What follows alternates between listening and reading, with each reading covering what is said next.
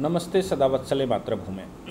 हम लोग आज चर्चा करने जा रहे हैं इस समय केजरीवाल जी का जो बयान आया और केजरीवाल ने जिस प्रकार से कश्मीर फाइल्स को लेकर ये कहा कि विपक्ष इस पर ड्रामा कर रहा है, उस ड्रामे को लेकर बहुत कुछ हंगामा हुआ और केजरीवाल के घर पर आज कुछ लोगों ने प्रदर्शन भी किया और बड़ी भारी भारी न्यूज़ आई। मनीष सिसोदिया ने उसका प्रेजेंटेशन किया, मनीष सिसोदिया ने उसको वायरल किया है कि भाई ये चल रहा है। लेकिन इन सब के बीच में मोटा भाई ने यानी कि माननीय अमित शाह जी ने एक बिल इंट्रोड्यूस कर दिया संसद में। अब संसद में जो बिल इंट्रोड्यूस किया है उसके रिपरकशन बहुत लॉन्ग हो सकते हैं। हालांकि अभी उस बिल पर जैसे ही चर्चा होगी तो निश्चित है कि केजरीवाल के लोग यानी कि जो लोग भी राज्यसभा में उनके रिप्रेजेंटेटिव हैं, लोकसभा में तो कोई है नहीं, राज्यसभा में जो भी रिप्रेजेंटेटिव हैं वो निश्चित रूप से उस पर हंगामा करने वाले हैं और बहुत कुछ चिल्लाने वाले हैं। उस बिल के बारे में चर्चा करूं उससे पहले स्टेटस दिल्ली का समझना चाहिए हम सभी को। दिल्ली के स्टेटस के विषय में मैं आपको बताऊं कि 1911 में जब ये तय किया अंग्रेज़ों ने कि वो अपनी राजधानी कोलकाता से उठाकर दिल्ली लेकर आएंगे, तो दिल्ली में उस समय दिल्ली पंजाब राज्य का हिस्सा हुआ करता था।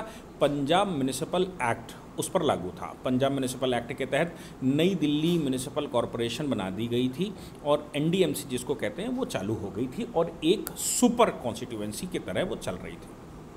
इसी बीच में जब ये सुपर कॉन्स्टिट्यूएंसी की तरह चल रही थी तो दिल्ली में दिल्ली म्युनिसिपल कॉरपोरेशन के तहत अब जो बाकी दिल्ली थी वो दिल्ली म्युनिसिपल कॉरपोरेशन थी।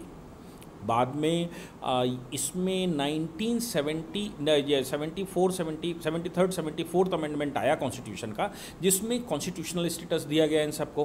कॉन्स्टिट्यूशनल स्टेटस जब दिया गया तो दिल्ली एक अलग स्टेटस में आ गई।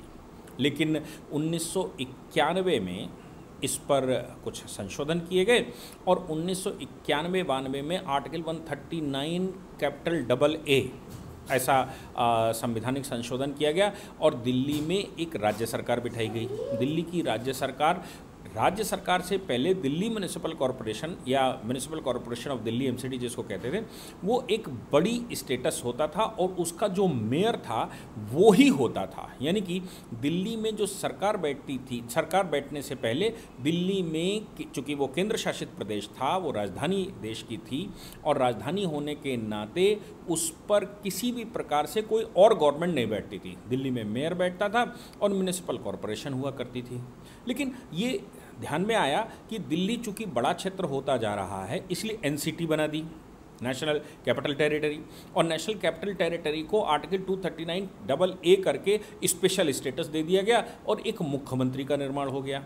मुख्यमंत्री वहाँ पर बैठने लगे और वो कुछ जो MCD के राइट थे, MCD के राइटों में से कुछ राइट मुख्यमंत्री को दे दिए गए, यानी कि दिल्ली सरकार को दे दिए गए। और एक्सपेरिमेंट, मुझे लगता है कि वो एक्सपेरिमेंट के रूप में किया गया होगा कि इसको क्या MCD को ख़त्म करके हम पूर्ण रूप से दिल्ली को पूर्ण स्टेटस का दर्जा दे सकते हैं। उस समय भारतीय जनता पार्टी भी ऐसा कहती थी कि दिल्ली को पूर्ण राज्य का स्टेटस देना चाहिए। खैर, दिल्ली में कांग्रेस की सरकार बन गई। कांग्रेस की सरकार 15 साल चलती भी रही, शीला दीक्षित मुख्यमंत्री रही, अच्छे से चला। लेकिन जब केजरीवाल जी दिल्ली में सत्ता में बैठे तो केजरीवाल ने मुख्यमंत्री, अपने जो उनके नाम के आगे मुख्यमंत्री लिखा होता था, जबकि वो नेशनल कैपिटल टेरिटरी थी, मुख्यमंत्री होने के नाते उनके बड़े एम्बिशन को देखते हुए उन्होंने प्रधानमंत्री पर हमले करने शुरू कर दिए। ऐसा भी कहा गया कि विश्व से बहुत सारी फंडिंग उनकी होने लगी और वो कहीं न कहीं सरकार, केंद्र की सरकार के लिए समस्याएं खड़ी करने लगे, नेशनल सिक्योरिटी के लिए समस्याएं खड़ी करने लगे। हालांकि उनके पीछे एक ऐसा भी कहते हैं कि इंटरनेशनल बहुत सारे माइंड उनके साथ लगे हुए हैं, वो तो केवल एक देखने के मुख्यमंत्री हैं, ऐसा भी कहा गया। अब लेकिन इसी बीच में 2012 में, यानी कि केजरीवाल के मुख्यमंत्री बनने से पहले 2012 में दिल्ली जो MCD थी, MCD के 3 हिस्से कर दिए गए। जो NDMC तो अलग हुआ ही करती थी, अब नॉर्थ, साउथ और ईस्ट दिल्ली ऐसे 3 मेयर बैठने लगे और इसी के बाद जैसे ही ये 3 मेयर बैठे और एक सिंगल स्टेटस खत्म हुआ, तब तक दिल्ली में केजरीवाल जी मुख्यमंत्री बन गए। और केजरीवाल जी ने, आपने सबने देखा, वो खालिस्तान के मूवमेंट के बारे में, शाहीन बाग के मामले में, CAA के मामले में, या जो भी या जो भारत सरकार ने स्ट्राइकें करी, उस स्ट्राइक के मामले में प्रश्न करना, और बहुत सारी समस्याएं, जो कुछ भी वो खड़ी कर सकते थे वो सारी समस्याएं उन्होंने खड़ी करनी शुरू की। अभी उनके खालिस्तान के आइडिया को लेकर पंजाब ने खालिस्तान के पक्ष में वोट देकर केजरीवाल की पार्टी को वहां जिता भी दिया। ऐसा भी कहा, जैसा कि हमने सबने कुमार विश्वास का स्टेटमेंट सुना होगा, उसमें भी मुझे नज़र आता है कि कुमार विश्वास का जो स्टेटमेंट है वो केजरीवाल को कहीं ना कहीं लाभ देकर गया। लाभ इन द सेंस कि जब कुमार विश्वास ने ये कहा कि केजरीवाल प्योर रूप से अलग खालिस्तान और अगर अलग देश बना तो अलग देश के पक्ष में है, और केजरीवाल ने उसका कोई विरोध बिल्कुल नहीं किया, कोई स्टेटमेंट नहीं दिया, कोई रिप्लाई नहीं दिया। अब जब चूंकि केजरीवाल जी ने कोई स्टेटमेंट, कोई रिप्लाई, कुछ नहीं दिया, इसका तात्पर्य बिल्कुल साफ था कि केजरीवाल जी ने मौन स्वीकृति इस बात की दे दी थी कि जो कुछ भी कुमार विश्वास कह रहे हैं वो बिल्कुल ठीक है। यानी कि खालिस्तान का जो मूवमेंट था उसको बल मिला, और कहीं ना कहीं पंजाब के मन में कुछ ना कुछ इस तरह का रहा ही होगा। तो पंजाब ने उनको मैंडेट दे दिया, वहाँ वो मुख्यमंत्री बनवा बैठे और वहाँ उन्होंने फुल फ्लैश सरकार बनाई। अब दिल्ली में लेकिन वो समस्याएं बहुत सारी खड़ी करते ही रहते हैं।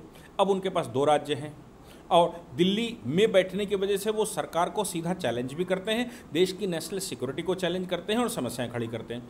इसलिए मुझे लगता है कि केंद्र की सरकार ने ये फैसला किया, या केंद्र की सरकार को ये बात समझ में आ गई कि ये भाई कश्मीर फाइल्स को लेकर इस तरह की बात करते हैं, या पंजाब में सरकार बन गई है उसमें समस्याएं खड़ी करते हैं। पंजाब एक सेंसिटिव राज्य है, सेंसिटिव राज्य होने इसलिए है क्योंकि पाकिस्तान से भी लगा हुआ है, और दूसरा खालिस्तानी मूवमेंट और वो आतंकवाद से बहुत ज़्यादा प्रभावित भी स्टेट रहा है, और वहाँ कनाडा में उसकी एग्जाइल गवर्नमेंट टाइप की भी बैठी है। तो फिर केंद्र की सरकार के सामने अब दिल्ली को संभालना बड़ा ज़्यादा इम्पॉर्टेंट है। दिल्ली को संभालने के लिए केंद्र सरकार ने एक कानून दिल्ली में पेश किया। वो कानून आप अगर सुनेंगे तो आपको बिल्कुल साफ समझ में आएगा कि आखिर केंद्र की सरकार करना क्या चाहती है। कानून का नाम है, ये बिल का नाम है the Delhi municipal corporation amendment bill 2022। इसका उद्देश्य जो पूरा पढ़ने में आता है कि दिल्ली म्युनिसिपल कॉरपोरेशन एक्ट 1957 में संशोधन करना, जिस दिल्ली को 3 मेयर दिए थे, 3 हिस्सों में बांटा था, उसको पुनः 1 कर देना।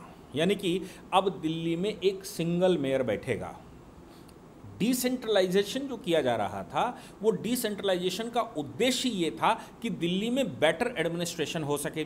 चूंकि दिल्ली में 3 मेयर बिठाए थे, मेयर की जगह मेयर के पैरेलल मुख्यमंत्री बनाया था, और ये उद्देश्य था कि दिल्ली को हम पूर्ण राज्य का दर्जा कभी भविष्य में क्या दे सकते हैं, ये एक्सपेरिमेंट के रूप में था। अगर दिल्ली को पूर्ण राज्य का दर्जा केंद्र सरकार देना चाहती तो हो सकता है उसी समय ले आती, लेकिन स्पेशल स्टेटस आर्टिकल 239AA के माध्यम से दिया गया था। यानी कि एक्सपेरिमेंट करना चाहती थी, क्या नेशनल कैपिटल टेरिटरी में फुल फ्लैश सरकार बिठाई जा सकती है, और उसको वो केंद्र सरकार को चैलेंज तो नहीं करेगी। राष्ट्रीय जो राष्ट्रीय कैपिटल है न्यू दिल्ली, उसको कहीं चैलेंज तो नहीं करेगी, उसको समस्याएं तो नहीं खड़ी करेगी, उसकी सिक्योरिटी प्रॉब्लम तो नहीं होगी। वो लंबे समय तक 1991 से लेकर अभी तक वो चला भी, और इसी उद्देश्य से मुझे लगता है कॉरपोरेशन को कमज़ोर करने के उद्देश्य से 2012 में संशोधन किया गया होगा कि कॉरपोरेशन को किसी तरह से कमज़ोर कर दिया जाए ताकि दिल्ली को पूर्ण राज्य की तरफ ले जाया जा सके। लेकिन दिल्ली में जो केजरीवाल जी की सरकार बैठी, उसके बाद पूरे देश के अनुभव अच्छे नहीं हैं, और पूरा देश केजरीवाल के जो डायरेक्शन है, अब चूँकि पंजाब में इसलिए सरकार बन गई क्योंकि खालिस्तानी मूवमेंट का कहीं ना कहीं समर्थन मिला, और जो खालिस्तान सपोर्ट से तथाकथित किसान आंदोलन चल रहा था उसका पूरा सपोर्ट उनको मिल गया।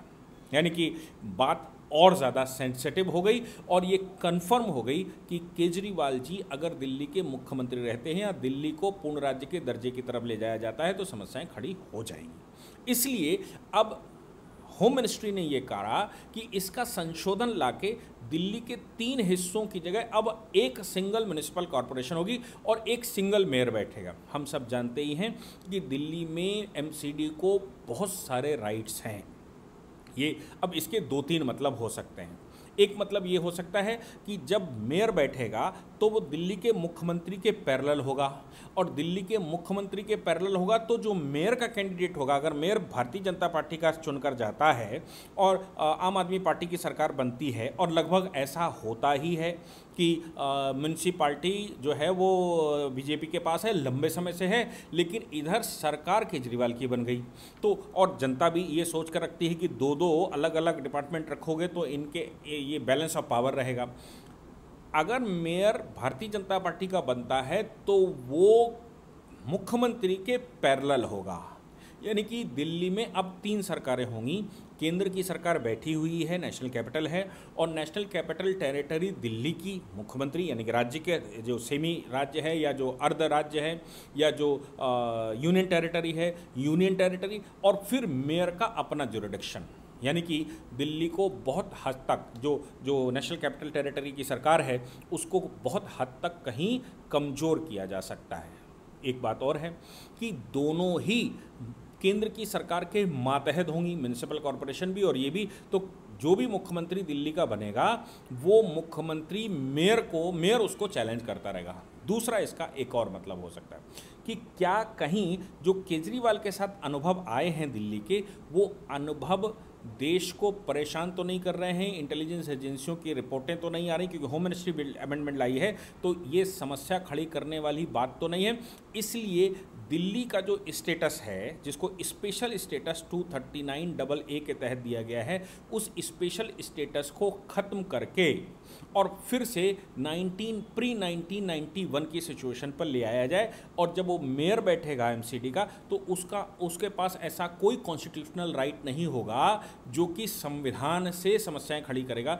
यानी कि केंद्र में जो भी सरकार बैठेगी उसकी पूर्ण रूप से सब्सिडरी बनकर मेयर काम करेगा या एमसीडी काम करेगी, और दिल्ली में जो अपूर्ण राज्य है उस अपूर्ण राज्य का अनुभव जो केंद्र की सरकार या देश को आया है वो अनुभव भी अब कहीं ना कहीं परेशान करने वाला निश्चित रूप से होगा। इसलिए इसको ये ख़त्म किया जाए। मुझे लगता है कि ये जो केंद्र सरकार का नियम है या केंद्र सरकार जिस विषय पर सोच रही है या जिसको लेकर ये अमेंडमेंट बिल आया है, और म्यूनिसिपल कॉरपोरेशन को सिंगल बॉडी बनाने का प्रण केंद्र सरकार ने लिया है, वो कहीं न कहीं दिल्ली के लिए एक अच्छा और शुभ संकेत है। क्योंकि ये तो निश्चित बात है कि पूरा देश, लगभग पूरा देश ये मानकर चलता है, जिनके अपने हितों की बात छोड़ दीजिए, क्योंकि भारत गुलाम ही इसलिए हुआ क्योंकि सब्सिडरी एग्रीमेंट किए थे अंग्रेज़ों ने। अंग्रेज़ जब भारत में आया था तो अंग्रेज़ ने, उसके पास कुछ था तो था नहीं, उसने क्या किया, राजाओं के साथ सब्सिडरी एग्रीमेंट किए थे। सब्सिडरी एग्रीमेंट का मतलब हो गया, राजाओं को वो ये कहते थे कि हम तुमको सेनाएं फ्री देंगे, हम तुमको हथियार फ्री देंगे, हम तुमको व्यवस्था फ्री देंगे, हम तुमको ट्रेनिंग फ्री देंगे, आप अपनी सेनाएं धीरे धीरे ख़त्म कर लीजिए और हमारी सेनाएँ हायर कर लीजिए, वो आपके लिए काम करेंगी। वो सब्सिडरी ट्रीटियाँ होती थी। ऐसी सब्सिडरी ट्रीटियाँ उन्होंने छोटे छोटे राजाओं के साथ कर ली थी, नवाबों के साथ कर ली थी, और बाद में जब नवाबों के साथ ऐसी ट्रीटियाँ कर ली, सेना नवाबों की ख़त्म होती चली गई और फ्री की सेना मिलती चली गई। वो फ्री की सेना के चक्कर में बाद में उन्होंने नवाब को भी साइड कर दिया, उन्होंने राजा को भी साइड कर दिया और कहा भाई सेना हमारी है तो तुम कौन।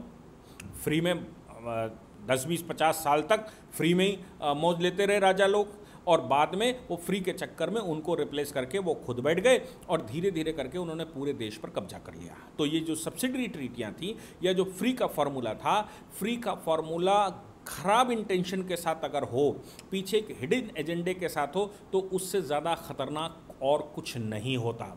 इसलिए जो केंद्र की जो केजरीवाल की पॉलिसी हैं सब्सिडरी एजेंडे की, भारत में हिंदू समाज, जब राजा उस समय बेवकूफ़ बन गए तो हिंदू समाज का बेवकूफ़ बनना स्वाभाविक है। हिंदू समाज बड़ा सहिष्णु होता है, हिंदू समाज बड़ा लिबरल तरीके से सोचता है, और मुस्लिम समाज केंद्र को चूँकि एक नया चैलेंज देना चाहता था, इसलिए वो केजरीवाल जी के साथ हो गए, क्योंकि उन्होंने वो मस्जिदों के मौलवियों को सैलरी देना, शाहीन बाग में सपोर्ट करना, ये सब कर दिया। और उधर केजरीवाल ने पंजाब में सरकार बनाने के किसान मूवमेंट या खालिस्तानियों को सपोर्ट कर दिया।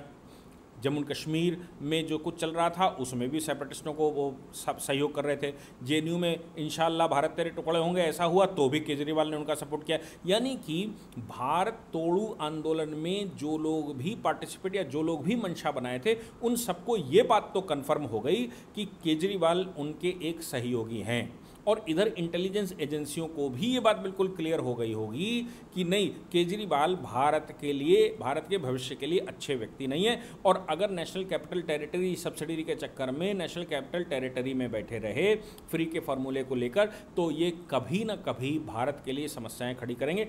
इसलिए मुझे लगता है कि दो काम जो केंद्र की सरकार कर रही है, एक तो म्यूनसिपालिटी में सिंगल मेयर पूरी दिल्ली में जो मुख्यमंत्री के पैरेलल होगा, और ये भी संभव है कि उसके पास मुख्यमंत्री से ज़्यादा पावर हो, और ये भी संभव है कि उसके जो फंड्स हैं वो फंड डायरेक्ट केंद्र सरकार राज्य सरकार को देने के बजाय सीधी म्यूनसिपल कॉरपोरेशन को दे दे, एक बात। और दूसरी बात, जैसे मैंने कहा कि धीरे धीरे करके दिल्ली का पहले स्पेशल स्टेटस ख़त्म करना, जैसे उन्होंने आर्टिकल 370 का जो स्पेशल स्टेटस लोग कहते थे या जो सब्सिडरी पोजीशन दे रखी थी, तो 239AA का स्टेटस ख़त्म करना और वहाँ पर यूनियन टेरिटरी उसको पूर्ण रूप से घोषित करना और यूनियन टेरिटरी में उपराज्यपाल को बिठाना और उपराज्यपाल के पूर्ण रूप से बैठने के बाद उसमें ये जो काउंसिल ऑफ मिनिस्टर है या राज्य सरकार उसको ख़त्म करके पूरी की पूरी शक्ति मेयर को दे देना या पूरी की पूरी शक्ति म्यूनिसिपल कॉरपोरेशन को दे देना।